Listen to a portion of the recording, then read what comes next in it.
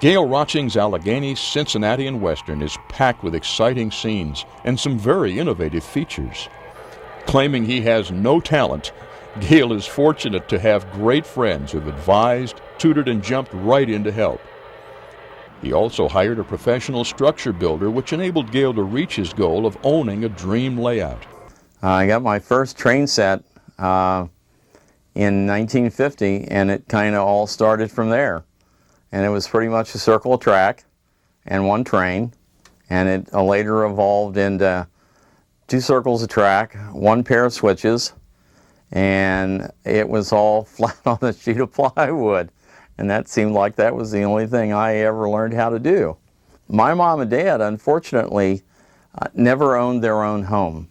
Because of the rental property, the only place I could have a train was in my bedroom. And my dad actually became a master at building 4x8 foot train boards. He could build, lay down, fold up, slide under, lift up, anything you could imagine he could build to house a train board. But again, they were all 4x8 sheets of plywood, flat, no scenery. I didn't know where to begin on scenery. I had no idea. In fact, up until probably 8 months ago, I still didn't know anything about scenery. I switched from the toy train into the more scale-like HO gauge and began to do that for a number of years. So in 1995, I still had an HO gauge layout, but again, it was still flat on a sheet of plywood. It had switches, but none of the switches operated. It just went in circles. While his interest in trains continued throughout his life, he still didn't have his dream layout.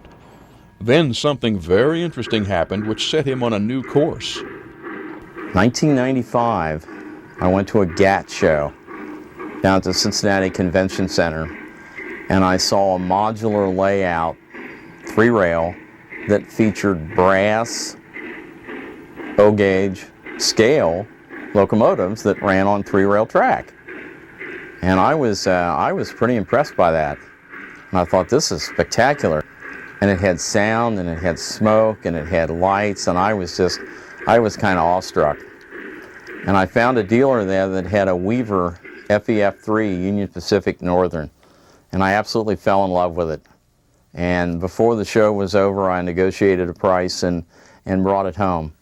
Now, I didn't have any track to put it on, didn't have a transformer to turn it on with, had to sit there for 2 months until I could get a transformer and a couple of pieces of track. And at then, the best I could do was 6 foot forward, back and forth. And that was the sum total of it. And I said, well, we need to do more than 6 foot. And one or the other has to go.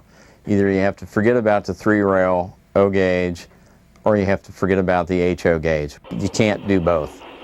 Obviously, 3-rail won out, and he quickly sold off his HO collection. Construction of the O-gauge layout commenced, but he needed help. Fate was on his side when he discovered Dennis Kirschman, a fellow who was interested in providing this type of professional service. I actually found Dennis at a train show up in Dayton, Ohio. This gentleman had one model on the table and business cards. And I looked at the model, and the model was absolutely extraordinary. It wasn't very large, but extraordinary. And I said, well, what exactly is your product? And he said, well, I build for a price. And I said, really? Would you be interested in building something for me? And he said, absolutely. So I went through some old model railroader magazines, which was the greatest resource I've ever found, especially from the 50s and the early 60s. I picked out a small sand house, which is actually based on probably the Chalma, New Mexico sand house. And he built that for me. And when I picked it up, it was extraordinary. It was everything I anticipated and everything I expected. And from there, Dennis and I just developed this extraordinary relationship over the last 10 years.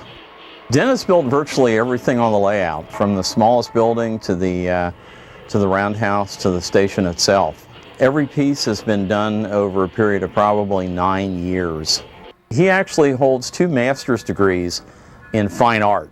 He took a position at IU University, Indiana University, and taught pottery.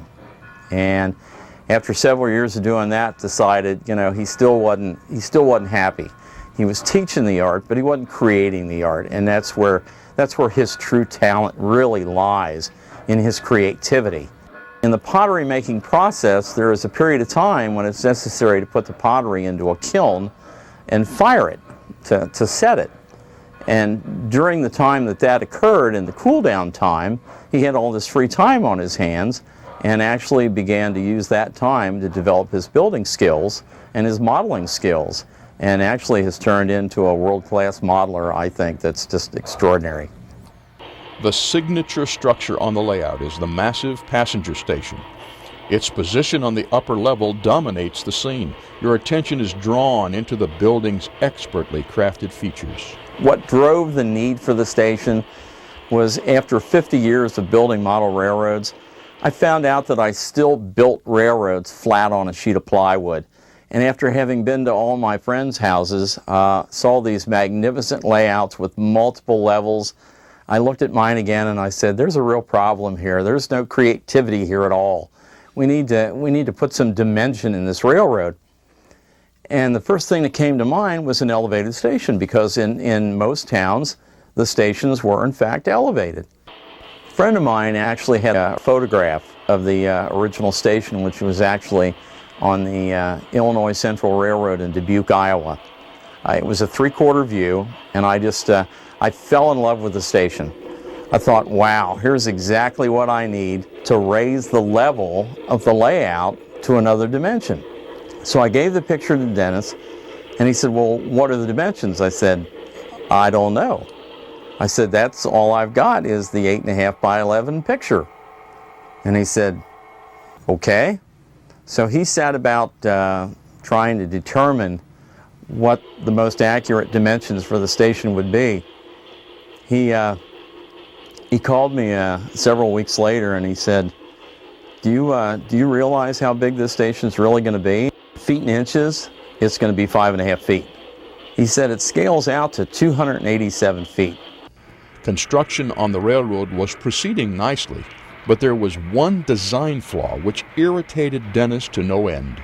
The railroad was built solidly across the door, so you had to bend over, crawl under, and on one trip over, Dennis said, by God, he said, that's the last time I'm crawling under. And he said, I'm not going to do that again. He said, you like trussels? And I said, well, I love a trestle, but I said, there's nowhere on here to put one. He said, oh yeah, there is. And part of his talent is he took 5 minutes at most, took a couple of measurements and said, I'll call you. And he said, you want 1 track or 2? And I said, well, I'd like to have a 2-track main line. He said, I'll call you. He called me a month later and he said, I'll be over next Saturday. I said, what are you coming over for? He said, well, we're going to get rid of that crawl under, duck under thing. And he said, we're not going to have to do that anymore.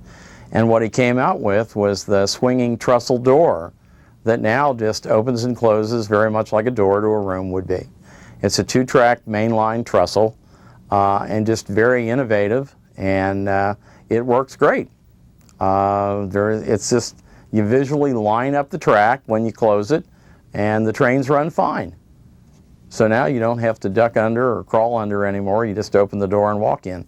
And the problem is that all of the lift outs and all the fold up, fold down, I never really saw one that I really liked. And it looked like exactly what it was, a lift out or a fold down or a lift up. And what we wound up with is just an incredible piece of scenery that's been added to the layout that just adds to the overall appearance.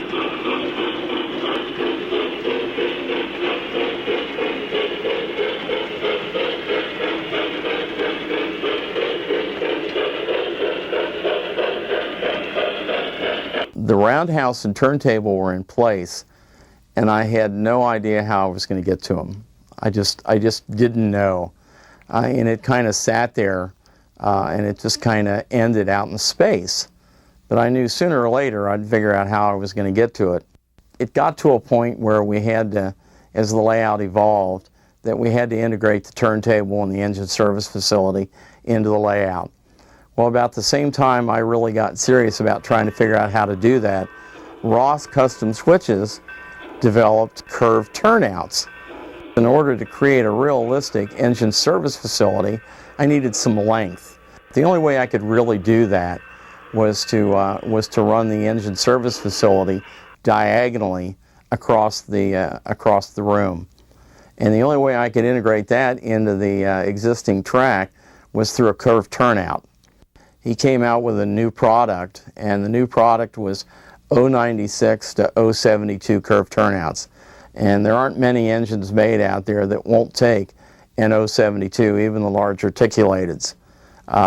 So I was in heaven. I ordered 4 of them right away and was able to put those in place. So the inside diameter of the 2-track mainline is actually 096, which is perfect, and then the outer one is 104.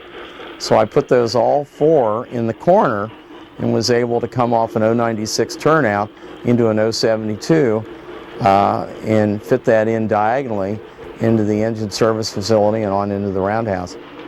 Like so many of us, Gale wanted to recreate memories from his childhood. The streets and shopping district of his youth are represented in stunning detail.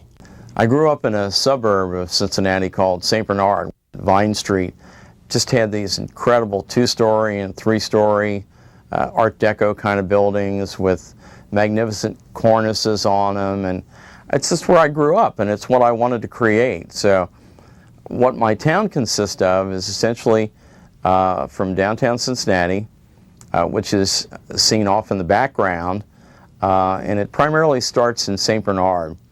And as you move through Elmwood Place, Carthage, Hartwell, and on out, I've tried to capture a lot of that look with a lot of 2- and 3-story buildings with great paint schemes on them from the late 40s and early 50s.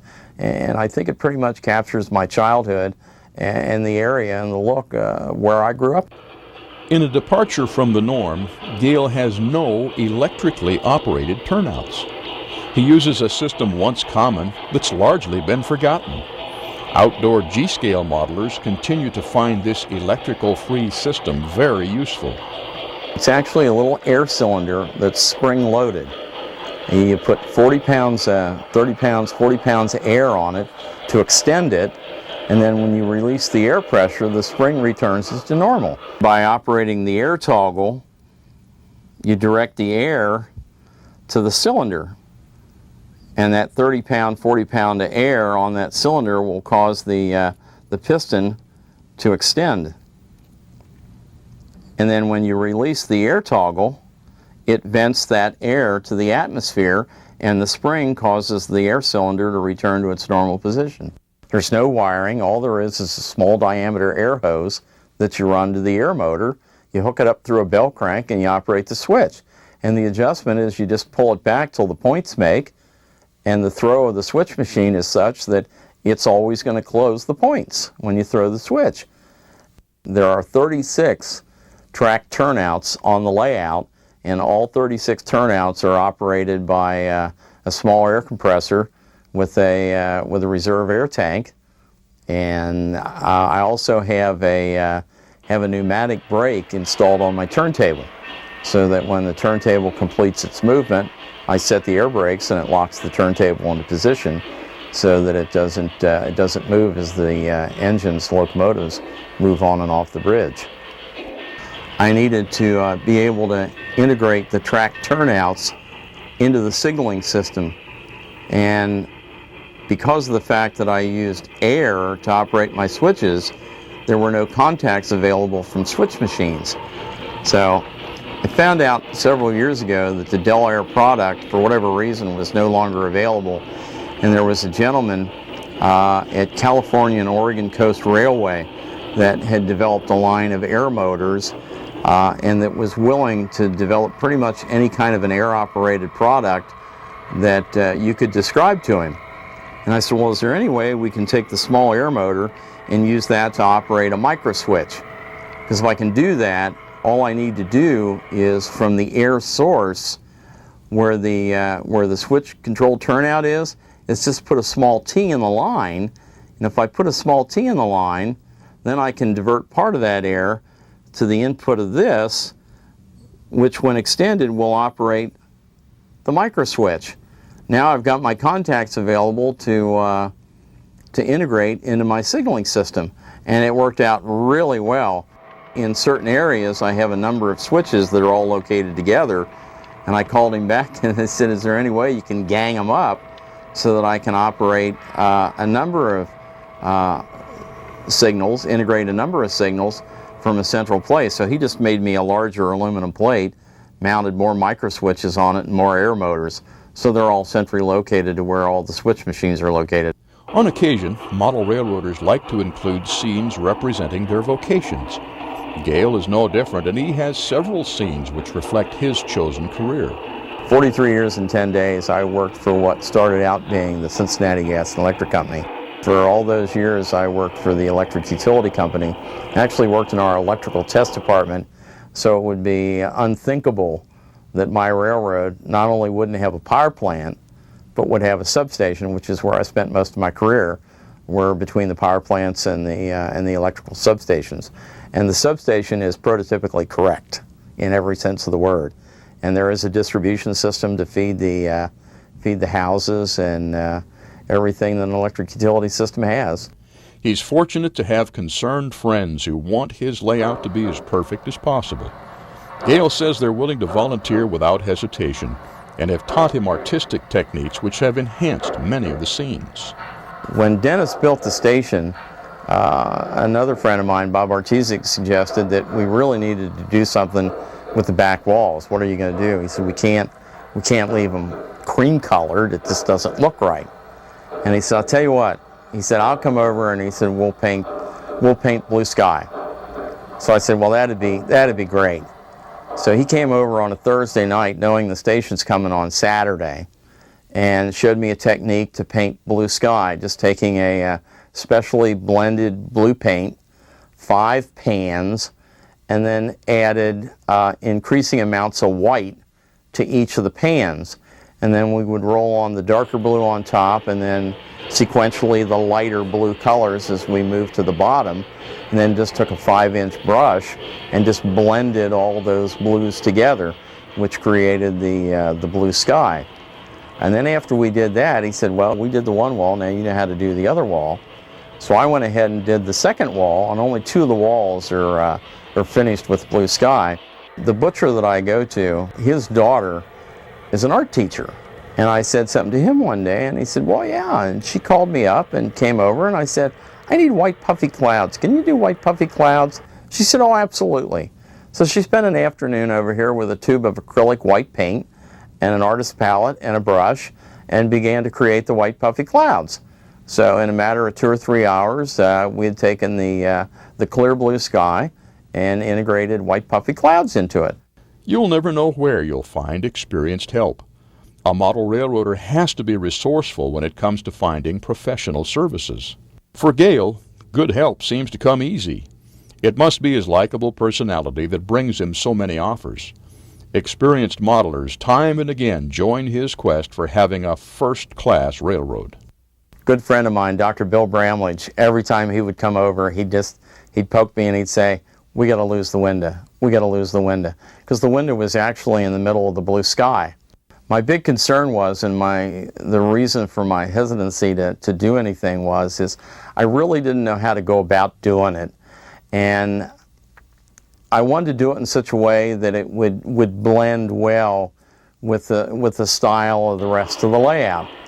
And he said, well, I think we can, I think we can accomplish that. He said, I'll tell you what, he said, I'll come over Sunday. We cut out a piece of 1/8-inch masonite, and we used a number of building facades from Elfin models, and we used some scenic backdrops of downtown scenes that I had mounted on black mat board. We cut those out, cut the blue sky out, and just left the buildings remain. And then we began to carve up the buildings and mount those on the masonite, and then mount the building facades from Elfin models on front of those, and create a structure that's probably no more than 1 inch deep that just sits in front of the window. Another thing we did is we said, well, it'd be a shame not to utilize the window. So what we did is we cut out the masonite in the back of the buildings where the windows occurred, so that during the daytime, the light from the window comes through the building windows. And then at nighttime, we actually wired a number of the windows with some lighting. It took us probably about 12 hours to create the wall, which is about 7.5 foot long and about 2.5 foot tall. But it integrated so well into the layout, it's almost seamless, and it covered up the window. Gale gets almost weepy-eyed as he expresses his deep-felt thanks to Dennis Kirschman. This layout would not have been possible if it had not been for Dennis's amazing talent. I don't have any talent. I certainly didn't have any time when I was still working for a living. And Dennis has the ability to create a look that was unique to me, that I remembered as a child in an era and a location that I grew up in. He captured that so dramatically, it's just unbelievable. When Gale learned that O-Gauge Railroading was interested in doing a story on his layout, he was once again dumbfounded by the outpouring of offers by his friends. They were anxious to do anything necessary to help get the layout ready. When the call came from OGR about the video, there was still so much on the layout that needed to be done yet. And of course, anybody that's built a model layout knows that they're never done. But there certainly were a number of things that needed to get done. And when the word got out amongst the friends that this was going to happen, they said, what can we do to help? Bartzik was over several nights. Bob Chapman, Art Hopkins came over. Yesterday afternoon, Ron Theobald came over on a minute's notice to help me put up the skirting around the bottom of the train table. Everybody unselfishly has just stepped forward and said, we're available, just call us and we'll come over and do whatever you need. And they've done that. Gale's railroad is full of small scenes like this that capture a slice of life. His professionally built structures add a tremendous amount of interest. And when operating trains here, you just don't notice the room being just 16 by 16 feet. Gale may not have the artistic talent to have built the layout himself, but he certainly has an abundance of talent when it comes to choosing friends and hiring help. It may have taken a while, but Gale finally has his dream layout, and it's a beautiful thing to behold.